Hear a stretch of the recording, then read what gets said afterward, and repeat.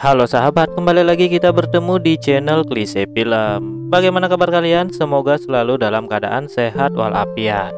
Di video kita kali ini kita akan mereview sebuah film yang bergenre drama komedi dari negeri tirai bambu, yang dibintangi oleh aktor yang tidak asing lagi bagi kalian, yaitu Raja Banyol yang bernama Stephen Chow. Film yang mengisahkan tentang keadaan sebuah rumah makan pai yang selalu ramai dengan pengunjung dan juga ramai dengan karyawan yang penuh cinta, serta kekonyolannya yang super kelewatan. Di mana nantinya mereka harus dihadapkan dengan keadaan pahit karena bos di sana tidak mampu membayar sewa kontrakan yang naik secara drastis. Sampai akhirnya sebuah keajaiban pun muncul yang membawa mereka semua dalam sukacita, kecuali si Stephen Chow ini. Bagaimana kekonyolan para karyawan ini untuk menghadapi kerasnya cinta yang ada di sana? Jadi stay tune terus, pantengin Klise Film.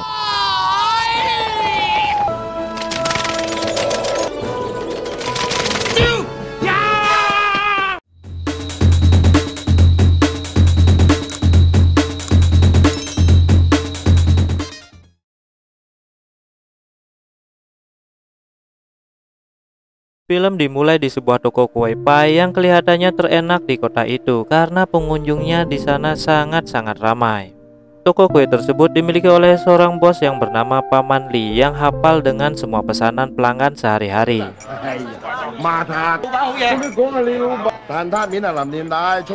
Dan dia juga memiliki seorang putra yang bernama Nam yang kurang begitu peduli terhadap ayahnya, tapi dia anak yang penurut. Dan dia juga memiliki seorang karyawan yang kelewat baik yang bernama Puk.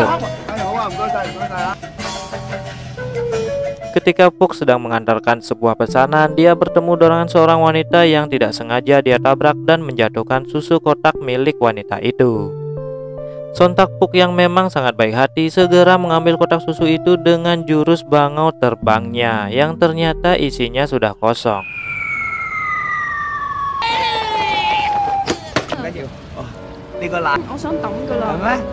Puk lantas berkenalan dengan wanita itu dengan saling bertukar kartu nama dan terlihat mereka saling menyukai satu sama lain.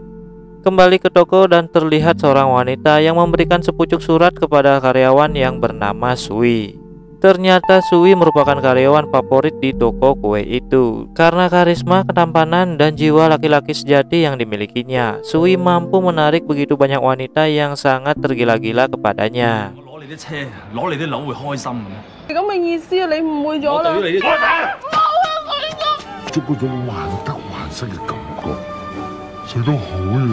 Usut punya usut, ternyata bayaran semua.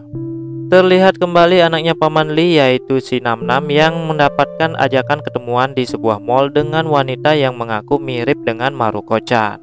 Karena Nam Nam ini merupakan penggemar berat dari Maruko-chan ya. Setelah bertemu benar-benar dengan Maruko-chan ini ketemuannya.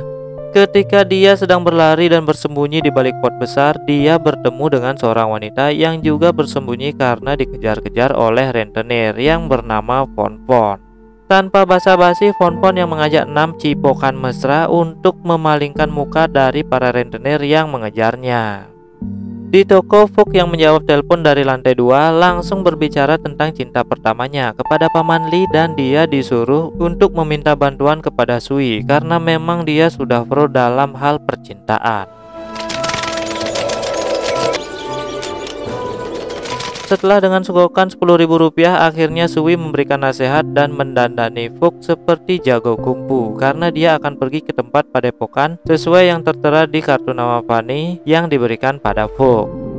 Puk yang datang dengan pedenya malah membuat masalah karena dia menahan kue pai yang akan diberikan kepada anak padepokan itu.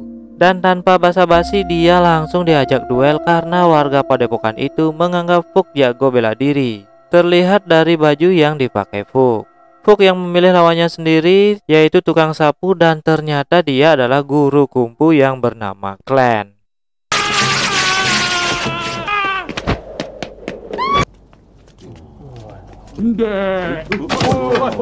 Walaupun sudah pensiun selama 2 tahun, dengan pukulan tanpa bayangannya, Puk di KO dalam 1 kali pukulan. Tapi untungnya Puk masih baik-baik saja dan diajak berkencan oleh Penny pada malam harinya.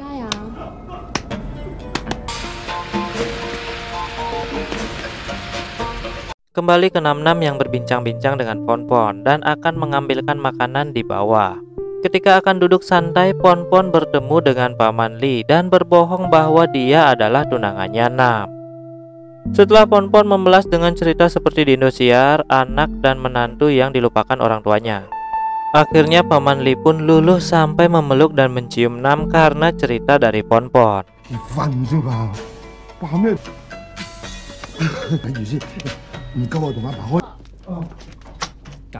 Di toko, Paman Lee yang menerima kabar bahwa pemilik kontrakan yang bernama Glamor akan menaikkan sewa 2 kali lipat tahun ini.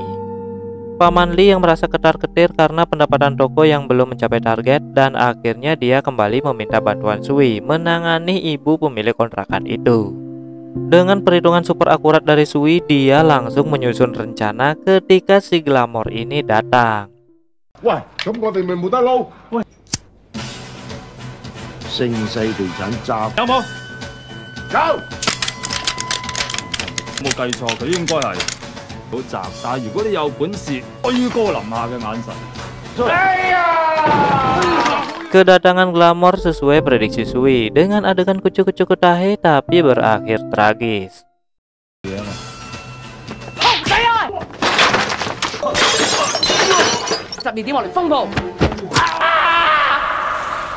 Sui yang dinyatakan terkena rabies oleh dokter harus menjalani perawatan dengan 7 suntikan setiap harinya selama 49 hari dan dia akhirnya kabur. Ketika dia kabur, dia bertemu kembali dengan teman lamanya di SMA yang dulu pernah dia jahili. Sui yang berpura-pura bukan dirinya akhirnya mengaku juga setelah KTP-nya ditemukan bapak-bapak dan memberinya sumpah sarapa. Wanita perawat teman Sui ini bernama Yip Yukpan, biasa dipanggil Candy, yang masih ingat dengan kejadian ketika SMA dulu, dan akhirnya Sui pun mau disuntik 7 kali setiap harinya. 唔係啩？個禮拜總共343座黃金水啊嘛，唔係我哋仆街死！哇！你講到住嘅，哇！咁我安樂晒咯。變翻嚟啫，零啲針啫，我打。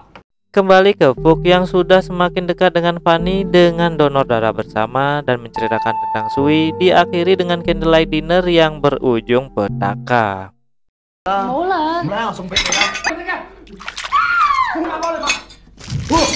Ketika toko sudah tutup, karyawan yang bersantai sambil minum ale-ale dan kacang rebus didatangi oleh Fook yang curhat tentang kejadian yang dialaminya barusan, bahwa dia telah diputus oleh Fanny karena kejadian ceroboh yang dilakukan oleh Fook. Besoknya Sui yang mulai dirawat oleh Candy menerima suntikan pertama dan setelah itu Sui mengajaknya makan malam. Nam yang bekerja sebagai jurnalis tidak sengaja mendapatkan informasi bahwa salah satu anak kolong berat telah kabur dari rumahnya dan sedang dicari-cari oleh polisi. Setelah Nam melihat-lihat fotonya, ternyata itu adalah Pon-Pon. Sesampainya di rumah, Nam mulai memiliki ide jahat dengan membiarkan Pon-Pon ada di rumahnya, sembari dia terus menulis tentang keberadaan anak si kolom berat itu.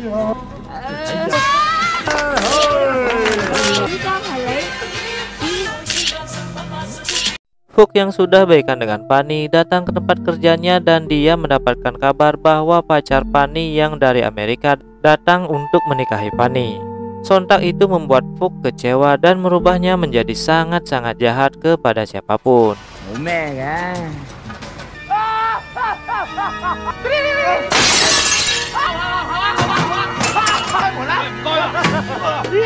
Di rumah, Paman Lee yang kedatangan seorang notaris berkeinginan menjual rumahnya untuk menutup biaya kontrakan toko yang sudah akan jatuh tempo. Di saat yang bersamaan, Pon-Pon yang mengetahui sepak terjang Nam yang telah memasukkannya ke dalam berita langsung meninggalkan Nam begitu saja.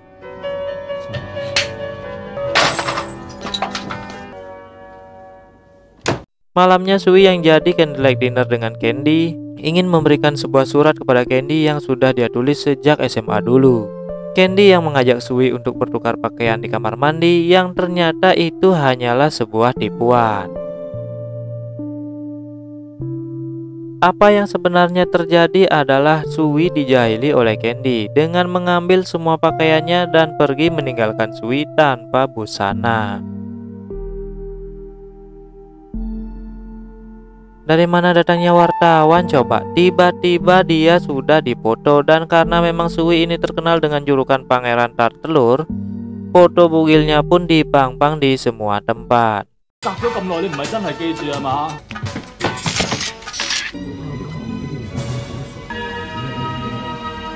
Sesampainya di toko, dia dijahili oleh teman-temannya. Supaya tidak dikenal, dia ditutup dengan karton. Tetapi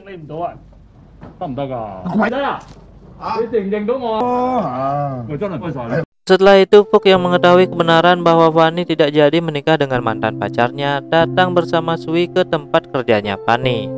Dan bukannya menyelesaikan masalah, malah menambah masalah. Ternyata Fanny ada rasa dengan Sui.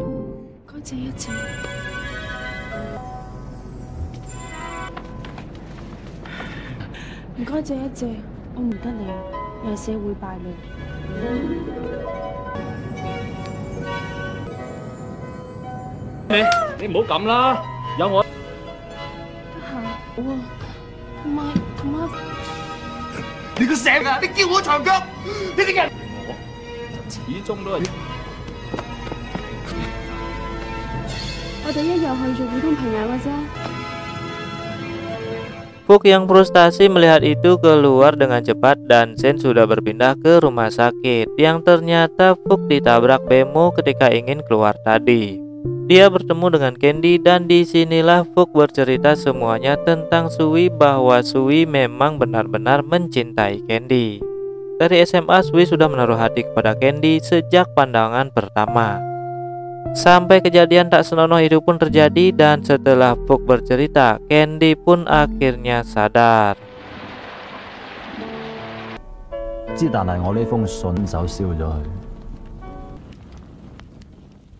Pon-Pon yang sudah berkumpul lagi dengan ayahnya mengingat kenangannya bersama Nam, dan akhirnya bertemu kembali di mall saat mereka pertama kali bertemu dan berbaikan.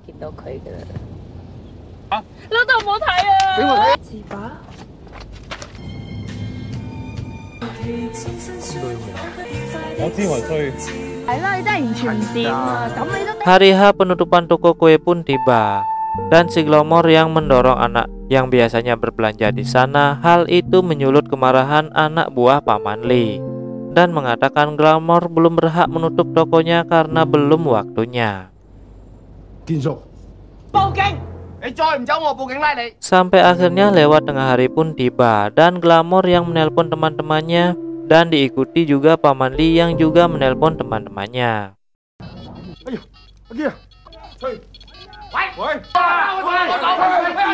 Akhirnya geng kapak pun tiba, dan dikira membantu Paman Lee, ternyata mereka melupakan orang bayaran dari si Glomor itu.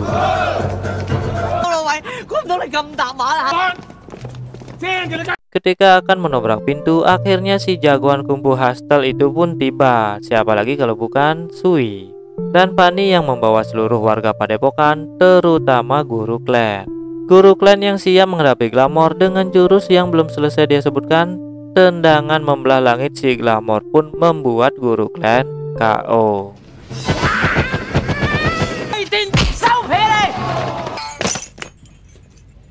Sampai akhirnya Nam dan Pon-Pon datang dengan ayahnya, yang ternyata ayahnya telah membeli tempat itu dari Glomor dan berencana tidak akan menaikkan tempat sewanya. Akhirnya semua pun bersuka cita kembali.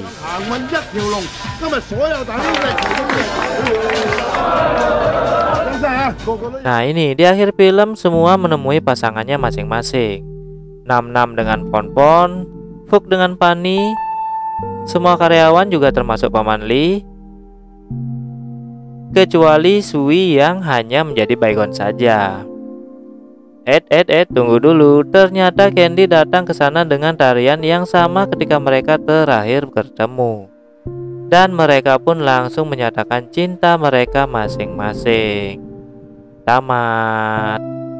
Cinta itu datang dari mata, turun ke hati, dan hati-hati jangan sampai turun ke bawah. Seperti kata Stephen Chow, lelaki sejati tidak akan mengajak calon istrinya berhubungan sebelum ada yang namanya pernikahan. Uhui. Ingat, tonton film aslinya dan dukung terus channel ini dengan komen yang membangun supaya kami semangat membuatnya. Terima kasih.